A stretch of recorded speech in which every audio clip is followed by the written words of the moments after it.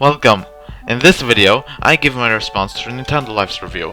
If you haven't watched the previous parts of this episode, then I strongly advise you to do so. I quote, "With arena-style 3D stages, there can be a heavy emphasis on puzzles or defeating certain numbers of enemies to unlock springs to the next destination."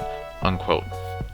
In regards to defeating a certain number of enemies, I've previously pointed out that this is only the case in the beginning and how it could be seen to resemble a platformer rather than a fighting pit.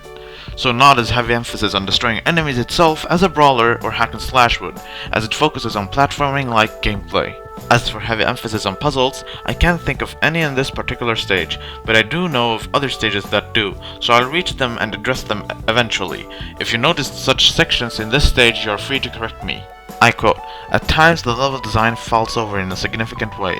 We've met a number of roadblocks that required a rest and approach with a fresh mind at a later hour, as some puzzles or enemy challenges can be taxing on any gamer's patience. We've encountered near impossible chasms, requiring ludicrous gymnastics if you mess up an initial series of homing attacks, a sequence of rolling snowballs while respawning enemies bully the blue blur, and a snowboarding level with controls that, bizarrely, feel as if they're operating on a digital, not analog set of inputs. While not representative of the whole experience, stages such as these, and others that feel like over-enthusiastic labyrinths with no end, have a damaging effect on the wider campaign."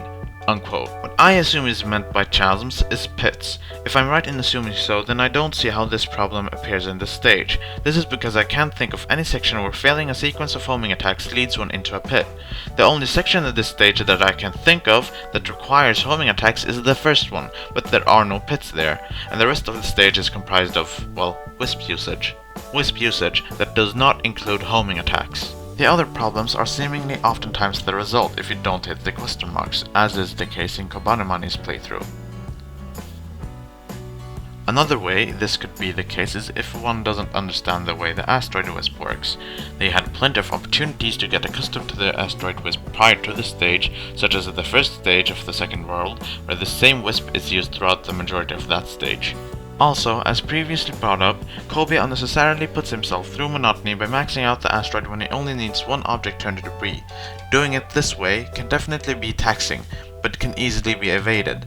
I'm speaking of the sections after the first sections of the stage. I quote, "One similarity with its Wii U brethren, however, is that we question whether younger gamers will be able to handle the maneuvers and skills required, especially in the aforementioned stages that are poorly designed." Unquote. Not poorly designed. Question marks. If not, they learn the value of question marks through trial and error. Or maybe they come to like this sort of exploration-based trial and error. I quote, "Overall, the campaign veers from decent moments to drawn-out stages that exasperate rather than satisfy. Completionists can seek out red coins and target better grades in each level, but we suspect most will just be happy to see the end of some more confusing and agitating levels. Therein lies the great flaw with this effort from Dimps. Too much of the game's gameplay isn't fun." Unquote. By now, I've already presented my arguments as to why this stage does satisfy and is fun. This stage isn't particularly confusing or agitating, if at all. Also, I'm happier when I am rewarded with the stage's replay value rather than finishing the stage once and leaving it be forever. I quote, "These extra modes are all welcome, and selecting favorite stages in any of these options is as pleasurable as expected. Unfortunately, this is a title riddled with poorly designed stages, or in some cases areas of stages. These issues vary in form, whether with sudden deaths, cruel one-shot combos, or unforgivably tedious stages that barely resemble a Sonic game at all, but instead rely upon unimaginative subtasks in open areas before progress is allowed. Throw in friendly controls that, though workable for experienced gamers, intimidate younger or less experienced gamers, and this is a Sonic adventure that comes across as a hodgepodge of ideas, some of which shouldn't have made it past the concept stage." Unquote. This stage is clearly not poorly designed. Can't think of any sudden deaths or cruel one-shot combos that may be present in this stage, so anyone is welcome to point out any such thing. This stage is clearly not tedious if you play it correctly. I do not know of any subtask-like open areas in this stage, as even the arena places with enemies can be handled with platforming as maneuvers rather than filler-like crawling. The order in which the enemies should be taken out, the way to approach them, evade their attacks, and take them out in the least amount of time as possible make them fitting of being in a Sonic game. I don't know about fiddly controls, but as I can master these stages and have tried to speedrun Sonic titles from the Genesis, Adventure, and Boost era, I think the controls are at least decent.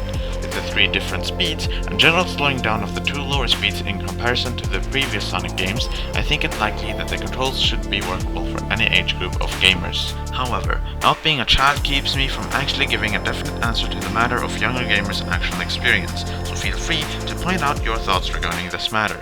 The hodgepodge thing I may come back to if I'll make a full game review, but this stage itself has a good focus on platforming as the asteroid.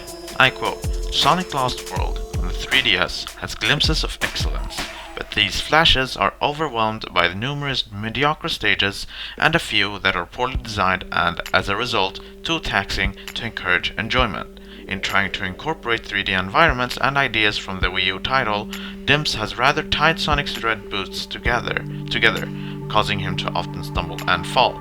Dedicated franchise fans may be able to make a reasonable attempt at gleaning some satisfaction from this one, but for most it will be a distinctly average experience." Unquote. I consider this stage to be good, not mediocre and definitely not poorly designed, therefore not too taxing to encourage enjoyment. I don't see how this stage can be anything but far better than average for the vast majority of players, given they don't play with overconfidence nor with presumptions of this Sonic game. And here ends this video. I recommend the next video of mine you watch be the one where I try to counter the arguments of videogamer.com's review. If you found this video informative and watchworthy, I'd really appreciate you liking and sharing this video.